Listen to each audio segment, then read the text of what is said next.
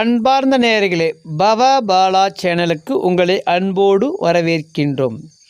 இதுவரைக்கும் இந்த பவபாலா சேனலை சப்ஸ்கிரைப் செய்யாவிட்டால் சப்ஸ்கிரைப் செய்து கொள்ளுங்கள். மறக்காமல் பெல் பட்டனை கிளிக் செய்து கொள்ளுங்கள். நாங்கள் போடக்கூடிய வீடியோ உடனே உங்களை வந்து சேரும். சரி, வாருங்கள், நாம் ஒவ்வொரு திதிக்கான பலாபலன்கள் பற்றி பார்த்து கொண்டு வருகிறோம். அந்த வரிசையில் அந்த 15 திதிகளில் இன்று நாம் பார்க்க இருக்கும் திதி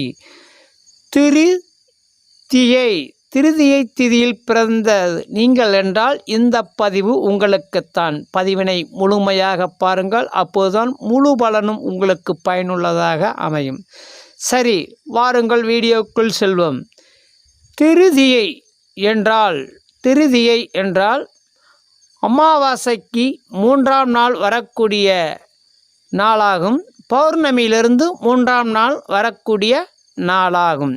இந்த திருதியை தீ என்பது 3 முக்கோண அமைப்பை கொண்டது. அதாவது 3 முக்கோண வடிவை கொண்டது இந்த திருதியை தீ. அதாவது 3 என்று சொல்வார்கள். இந்த திருதியின் திதியோடைய சிறப்பு அம்சம் என்ன? அதாவது சித்திரை மாதம் வரக்கூடிய திருதியை திதி அட்சய திதி என்று கூறுவார்கள். அதாவது சித்திர மாதம் வரக்கூடிய திருதியை திதி அட்சய திதி என்று கூறுவார்கள். அட்சயம் என்றால் அல்ல குறையாத பொருளை கொடுக்கக்கூடிய அம்சத்தை கொண்டதாக முன்னோர்கள் புராணங்கள் கூறுகின்றன. அந்த வரிசையில் பாண்டவர்கள் வனவாசம் இருக்கும்போது கிருஷ்ணனுடைய உதவியால் சூரிய பகவான் ஒரு அட்சய திதியில் பாண்டவர்களுக்கு அட்சய பாத்திரத்தை கொடுக்கின்றார். அந்த அட்சய பாத்திரத்தின் மூலம் அவர்கள் விரும்பிய உணவு அனைத்தும் கிடைக்க பெற்றது. இது வரலாற்றில் உள்ளது. அல்ல குறையாமல் பொருளை அனைத்தையும் கொடுக்கக்கூடிய இந்த திருதியை திதியைத்தான் அட்சய திதி என்று கூறுவார்கள். இது திருதியை திதியுடைய சிறப்பு அம்சங்கள் ஆகும். இந்த திருதியை திதியில் பிறந்த நீங்கள் மிக அதிர்ஷ்டம் கொண்டவர்கள். உங்களுடைய மனமும் குணமும் அல்ல குறையாத ஒரு நல்ல அமைப்பை உடையவர்கள் இந்த திருதியை திதியில் பிறந்தவர்கள். இந்த திருதியை திதியுடைய தெய்வங்கள் சிவபெருமான், கௌரி மற்றும் குபேர பகவான் மற்றும் சந்திரன் ஆவார். சரி, வாருங்கள், திருதியை திதியுடைய குணநலம் பற்றி பார்ப்போம். திருதியை திதியில் பிறந்தவர்கள் நல்ல எண்ணமும் நல்ல குணத்தையும் உடையவர்கள். நல்ல சங்கீதம் கீர்த்தனம் பாடக்கூடியவரும் இசைகள் அனைத்தும் கேட்பவராகவும் இருப்பவர்கள்.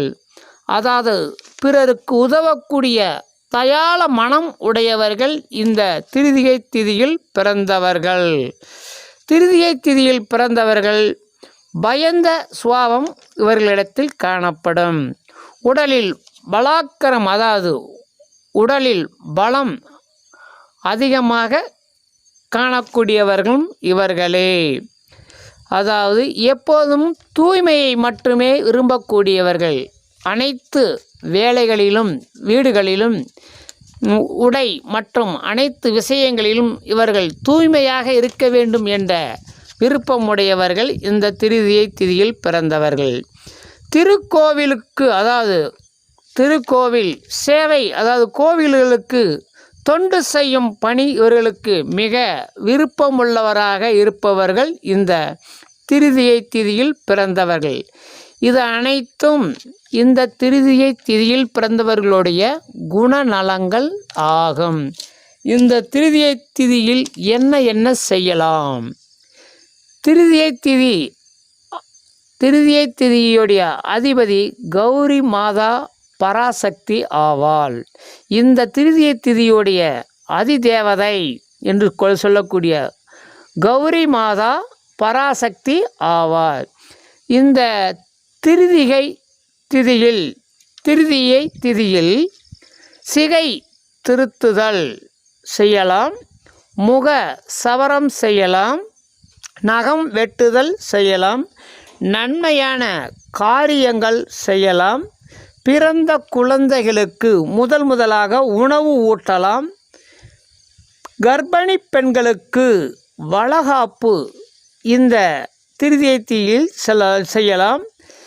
சிற்பங்கள் புதிதாக சிற்ப வேலைகள் செய்பவர்கள் இந்த திருதியை திதியில் செய்யலாம். அடுத்து அழகு சம்பந்தப்பட்ட அனைத்து காரியங்களும் இந்த திருதியை திதியில் செய்யலாம்.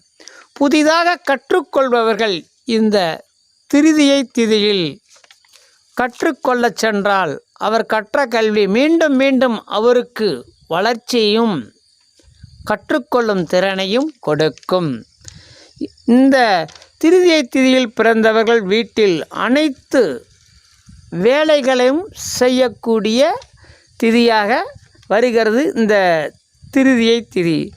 திருதியை திதியில் சுபகாரியங்கள் எல்லா காரியங்களும் செய்யலாம். இது அனைத்தும் இந்த திருதியை திதியில் செய்யக்கூடிய நல்ல காரியங்கள் ஆகும். இந்த திருதியை திதியுடைய சூனிய ராசிகள் சிம்மமும் மகரமும் வருகிறது.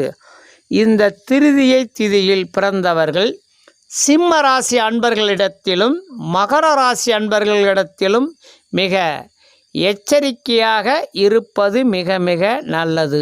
எல்லா விஷயங்களிலும் எல்லா காரியங்களிலும் இந்த திருதியை திதியில் பிறந்தவர்கள் சிம்ம ராசி அன்பர்களிடத்திலும் மகர ராசி அன்பர்களிடத்திலும் மிக எச்சரிக்கையாக இருப்பது உங்களுக்கு மிக மிக நல்லது. உங்களுக்கு மிக மிக நல்லது.